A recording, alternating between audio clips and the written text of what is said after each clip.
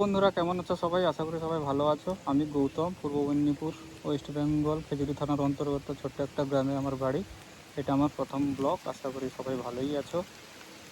আর সকাল সকাল বেরিয়েছি, মা বাবা তারপর এইখানে দর্শন হয়ে গেল। অনেক দিন পর এখানে এলাম, আগে প্রায় আসতাম।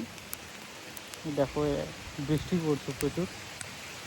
তারপর এখন আমি আছি নাচিন্দা মন্দিরে। অনেকদিন থেকে আসা হয়নি, 3 মাস পর এলাম। গাড়িতে হচ্ছে তোমার যে নজর লেগে গেছিলো, তাই লঙ্কা লেবু বাঁধলাম। নাচিন্দা মন্দির, এটা খুব জাগ্রত মন্দির।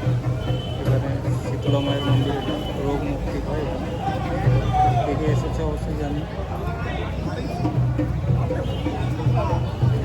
প্রচুর ভিড় হয়েছে আজকে প্রচুর ভিড় মন্দিরে।